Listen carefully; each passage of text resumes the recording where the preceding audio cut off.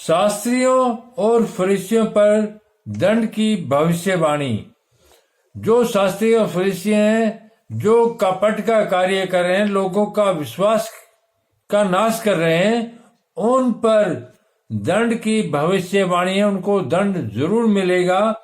हे कपटी शास्त्रियों और फरीसियों, तुम पर हाय, तुम भविष्य वक्ताओं की कब्रें संवारते और धर्मियों की कब्रें बनाते हो।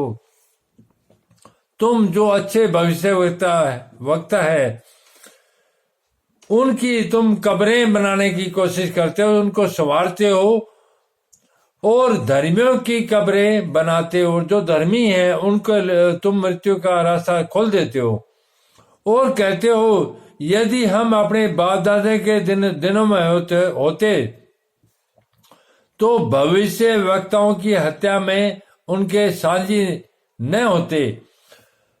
और कहते ये हो कि हम अपने बाप दादों के जमाने में होते तो हम भविष्य वक्ताओं की जो हत्या है उनमें साझेदार, उनमें हिस्सेदार नहीं होते। लेकिन कर्म तुम अब भी यही कर रहे हो।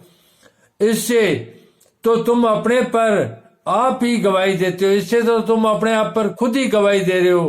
किसी अन्य गवाह की जरूरत तो है नहीं कि तुम भविष्य वक्ताओं के हत्यारों के संतान हो। तुम तो खुद गवाही दे रहे हो कि तुम भविष्य वक्ताओं के हत्यारों के संतान हो, अर्थात जिन्होंने हत्याएं की उनके तुम संतान हो। अतः तुम अपने बाप दादाओं के पाप का घड़ा पूरी तरह भर दो। अतः तुम अपने बाप दादाओं का घड़ा अपने पापों से पूरी तरह भर दो। हे सांपों, हे करेतों के बच्चों, तुम नरक के दंड से कैसे बचोगे? इसलिए देखो, मैं तुम्हारे पास भविष्य वक्ताओं और बुद्धिमानों और शास्त्रियों को भेजता हूं।